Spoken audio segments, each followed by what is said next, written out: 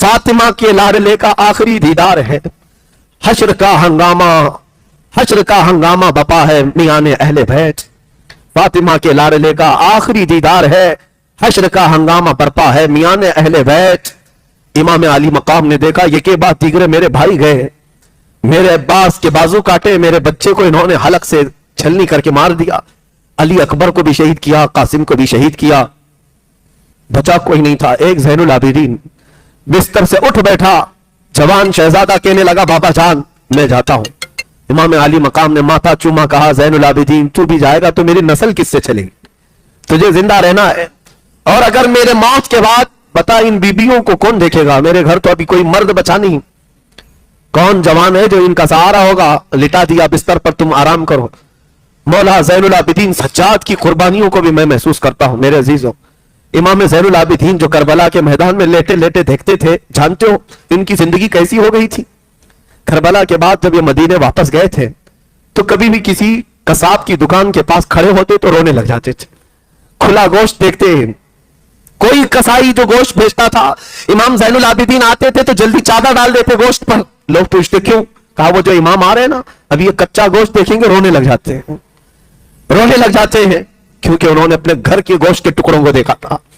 उनकी जिंदगी ऐसी हो गई थी। इमाम ज़ैनुल आबिदीन ने एक बार एक कसाई को बुलाया और पूछा तुम जानवरों को कैसे ज़बह करते हो। कहा किबला रुख लिटाते हैं, पानी पिलाते हैं, पढ़ते हैं और फिर ज़बह करते हैं। चीख मारी और कहा दुनिया वाले जानवरों को पानी पिलाकर ज़बह करते हैं, मेरे बाप को कुफियों ने 3 दिन की प्यास के बाद ज़बह किया था, मेरे घर वालों को 3 दिन की प्यास के बाद ज़बह किया था। हर कुर्बान होने वाला जानवर पानी पी करके ज़बह होता है। रसूलुल्लाह के घर का शहजादा बगैर पानी पिए दुनिया से गया। ये इमाम ज़ैनुल आबिदीन की जिंदगी का हाल था। अज़ीज़ान गिरामी वक़ार, गम उनका हक था।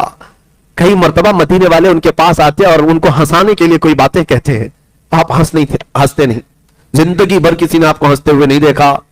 लोग कहते गम हो गया, कभी तो मुस्कुराए। इमाम ज़ैनुल आबिदीन कहते तुम उससे हंसने की उम्मीद रखते हो जिसके सामने उसके बाप के टुकड़े हैं, उसके भाई के टुकड़े, उसके घर की औरतें बेआबरू हो गई, तुम उसके हंसने की उम्मीद रखते हो। लोगों खैर करो, शुक्र करो कि आंसू निकलते हैं, यहां तो खून निकलना चाहिए।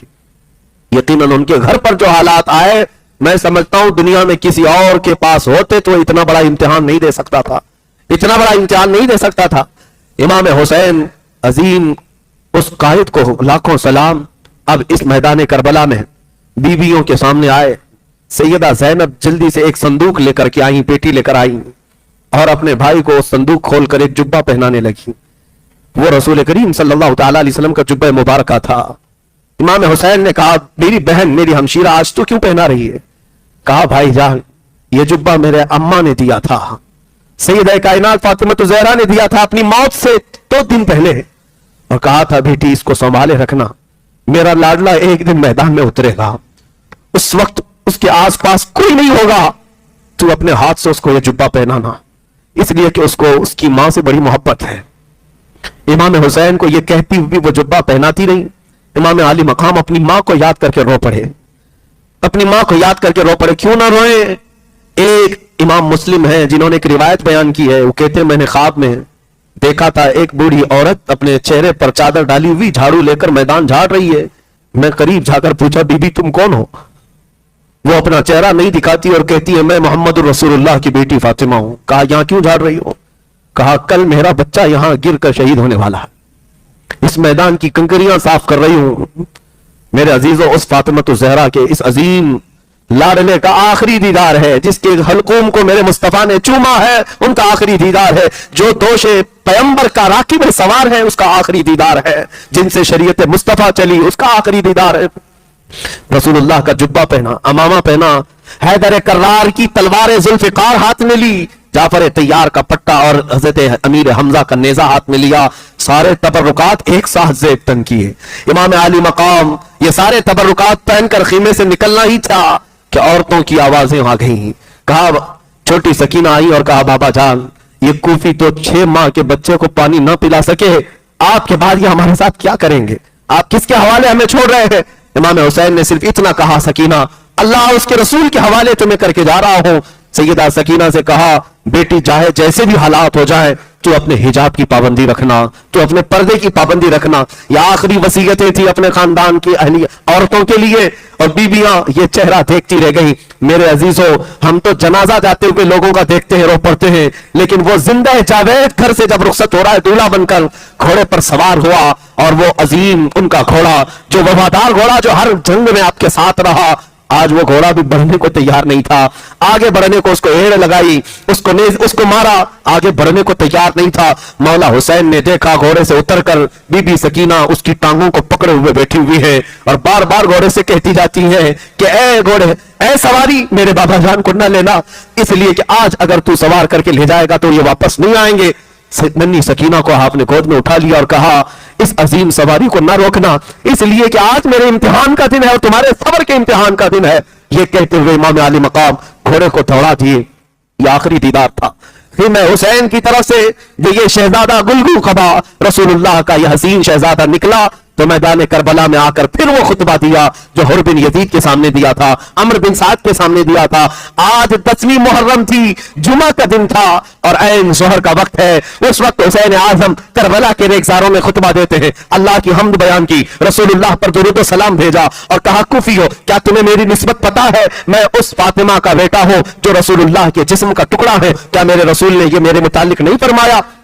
और क्या तुम्हें यह ज़ेब देता है कि तुम रसूलुल्लाह का कलमा पढ़ते हो और उसी रसूल के बेटे के खून से अपने हाथों को रंगीन करो? यह खुतबा ऐसा दर्दनाक था, कूफियों में इसका असर हो गया। कूफियों के दिलों के अंदर एक रौब तारी हो गया। करीब था कि वहां बगावत हो जाती, करीब था कि लोग तलवारें छोड़ देते, करीब था कि लोग नेज़े फेंक देते, हलचल मच जाती, क्योंकि रसूल पाक के शहजादे की जुबान में जो असर था वो कमाल का था। खुतबा सुनकर कूफियों की आंखों में भी आंसू आ गए थे, रोने लग गए थे। एक तरफ हुसैन अपने खीमे की तरफ दिखाते और कहते, मेरा कौन सा बच्चा अब बचा हुआ है, मेरा कौन सा भाई अब बचा हुआ है? देखो, तुमने मेरे खीमे को लूट लिया, मेरे घर के टुकड़े कर दिए। अब भी अगर तुम चाहते हो तो मैं माफ करने को तैयार हूं, मेरे खून से रंगीन न करो अपने हाथ। कूफियों पर जब ये तकरीर असर करने लग गई, अम्र बिन साद खड़ा हो गया। शिमर दिल जोशन, जो हराम तहर कमीना इंसान था, जलील तरीन इंसान था, वो खड़ा हुआ, और वो भी फसीह बली खुतबा देता था। खड़े होकर के उसने गालियां देना शुरू किया, आपकी इज्जत पर हमले करना शुरू किया। कहा, ये कज़्ज़ाब इब्ने कज़्ज़ाब है,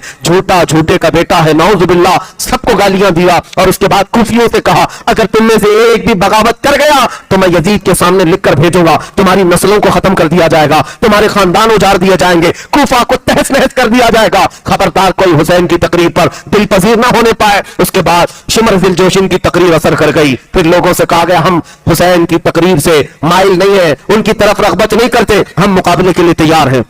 इमाम हुसैन ने कहा, इत्माम हुज्जत के लिए मुझे जो कहना था मैंने कह लिया, अब तुम्हारी मर्जी, आओ मुकाबिल के लिए। अब मुकाबिल के लिए जो लोग आए, हुज़ैल एक शख्स था, उसके बाद एक अब्दुल्ला बिन समदानी था, और कई लोग ऐसे एक के बाद दीगरे आते रहे। इमाम हुसैन रज़ी अल्लाह तआला अन्हु एक दो नहीं, कई लोगों को मारकर गिराते रहे। इमाम हुसैन रज़ी अल्लाह तआला अन्हु तकरीबन 100 के करीब लोगों को जख्मी कर चुके थे। तन्हा अली का लाल हजारों में घिर गया, फातिमा का गुल अज़ार, ये फातिमा का शेर हजारों में घिर गया। अजीजा ने गिराने वक़ात इमाम हुसैन लड़ते रहे, कई लोगों को जख्मी करते रहे, और उसके बाद वही मामला, प्यास की शिद्दत, प्यास की शिद्दत। बेटों का गम अलग है, भाइयों की लाशें अलग है, बीवियों का अकेला होना अलग है। कितना बोझ लेकर मेरा हुसैन लड़ रहा था, कितनी जिम्मेदारियां लेकर ये घोड़े का शहसवार था।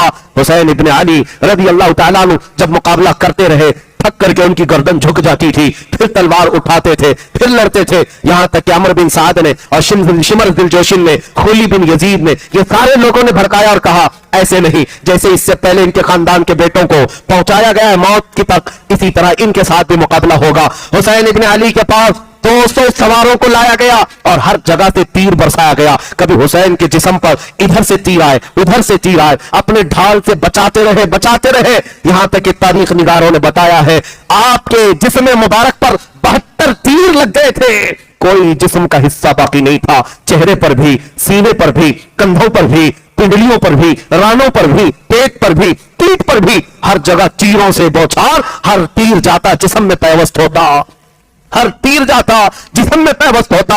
इमाम हुसैन के पास इतना मौका भी नहीं था कि वो तीरों को निकाल ले, और यहां तक कि घोड़े से उतरकर लेटने का इरादा क्या किया, آپ کو یہ غم ستانے لگا زمین پر لیٹنے کے لیے جسم بھی باقی نہیں ہے, لیٹتے تو کوئی نہ کوئی تیر پر ہی لیٹتے اور تیر اندر چلا جاتا, گھوڑے پر ہی سوار رہے, گھوڑے پر ہی سوار رہے. پھر پکار کر کہا اے لوگوں دیکھو پوری دنیا میں جہاں جہاں اسلامی حکومتیں ہیں اذانیں ہو رہی ہوں گی اور منبر پر خطیب خطبہ دے رہا ہوگا, میرے نانا کا خطبہ پڑھ رہے ہوں گے, جمعہ کا دن ہے رسول اللہ کا خطبہ دے رہے ہوں گے. جمعہ کے دن لوگ نماز کے لیے سجدہ ریز ہو جاتے ہیں. کیا تم میں سے کسی کے اندر اتنی سخت نہیں ہے, اتنی جرأت نہیں ہے کہ رسول اللہ کے نواسے کو 2 رکعت نماز پڑھنے کا وقت دیا جائے؟ تھوڑی دیر کے لیے ہٹ جاؤ. کوفی ہٹ گئے, یہاں تک کہ تلواروں سے جو مقابلہ کرنے والے نامرد گیدڑ تھے قریب آنے کو تیار نہیں تھے, تیروں سے بوچھل کر دیا, چھلنی کر دیا, لیکن قریب آنے کو کوئی تیار نہیں, دور سے تیر پھینک کر کے حملہ کر رہے تھے. امام علی مقام ان کے تیروں کی طرف کوئی نظر نہیں فرمائی اور ان کی طرف نظر انداز کرتے ہوئے گھوڑے سے آپ پہلی مرتبہ اترے تھے اور میدان کربلا میں نہایت ہی خشوع و خضوع کے ساتھ آپ نے نماز کے لیے رکعت باندھ لی. تاریخ میں یہ بتایا گیا چاہے آپ نے نماز کی رکعت کے لیے باندھا ہو یا پھر اللہ کریم کی بارگاہ میں سجدہ کیا ہو, جو بھی ہو عبادت ہی تھی. ان کا قدم قدم وہاں عبادت تھا, ان کا لمحہ لمحہ وہاں عبادت تھا. امام علی مقام تھکان سے چور تھے. اس کے بعد جب آپ کا سر سجدے کی طرف گر پڑا, آپ سجدے کی طرف گرے, خولی بن یزید شمر فی الجوشن دنیا کے بدترین لوگ تھے, قریب آئے. ایک شخص نے آپ کی پیٹھ پر پاؤں رکھا, دوسرے نے آپ کی گردن پر تلوار رکھ کر کے آپ کی گردن مبارکہ کو جسم سے الگ کر دیا. انا للہ و انا الیہ راجعون. کتنے بکھرے ہوئے ہیں مدینے کے پھول, کربلا تیری قسمت پہ لاکھوں سلام. فاطمہ کے لاڈلے کا آخری دیدار ہے, حشر کا ہنگامہ برپا ہے, میاں اہل بیت تنہا علی کا لال خاروں میں گر گیا, فاطمہ کا لاڈلا ہزاروں میں گر گیا. حسین ابن علی کی شہادت ہوئی, لوگوں میں آوازیں بلند ہو گئی, طبل بجنے لگ گئے, نقارے بجنے لگ گئے, جھنڈے اٹھا دیے گئے اور اس کے بعد جشن کا ماحول تھا. ادھر سے بیبیاں یہ کہتی رہ گئی, سکینہ کہتی رہ گئی بابا کو ہم آخری مرتبہ ایک ہی بار دیکھ سکے. اب اس کے بعد میدان کربلا کی حالت یہ تھی, حسین صبح سے لاشیں اٹھا رہے تھے. ایک حسین کی لاش اٹھانے والا کوئی جوان نہیں تھا, وہ لاش مبارکہ وہیں پڑی رہ گئی اور جس میں اقدس کربلا کے میدان میں ویسے ہی رہ گیا. کوفی یزیدی اتنی بھی اپنے اندر اخلاقی جرأت نہیں رکھتے تھے کہ لاش کو اٹھا کر کے رکھ دیا جائے. میدان کربلا میں بکھری ہوئی لاشوں پر وہ گھوڑے دوڑاتے ہوئے اپنی سمت نکلتے رہے, اپنے اور جاتے رہے. اور حسین ابن علی کی شہادت کے بعد آسمان رنگین ہو گیا ہوگا. اس سورج نے آج تک ایسا واقعہ دیکھا نہیں ہوگا. زمین خون بہا چکی ہوگی اور پھر کربلا کے میدان سے یہ پیغام رہتی دنیا تک پہنچایا جائے گا کہ ظالم کتوں نے حملہ کر کے میرے نبی کے گھرانے کو کاٹ تو دیا, لیکن اے کتوں بتاؤ تمہارے یزید نام کا کوئی بچہ بھی دنیا میں ملتا ہو تو لا کر کھڑا کرو, لیکن نہ لا سکو گے نہ یزید کی ذریت, نہ اس کی اولاد, نہ اس کا نام. ہاں اگر گلی کوچے میں کہیں پر بھی جاؤ گے تو حسین نام کا ہر بچہ ہمارے محلے میں نظر آئے گا. اسی کو شاعر نے کہا ہے قتل حسین اصل میں مرگ یزید ہے, اسلام زندہ ہوتا ہے ہر کربلا کے بعد. پھر یزیدیت کے دور کا آنے کا ہے احتمال, پھر زمانے نو کو ہے تیری ضرورت اے حسین, تیری ضرورت اے حسین. اے میرے عزیزوں, اے غلاموں, اے جانثاران اہل بیت, اللہ کریم ہمیں کربلا کے ان خاکساروں میں شمار فرمائے اور خاندان اہل بیت کے کتوں میں ہمارا شمار فرمائے.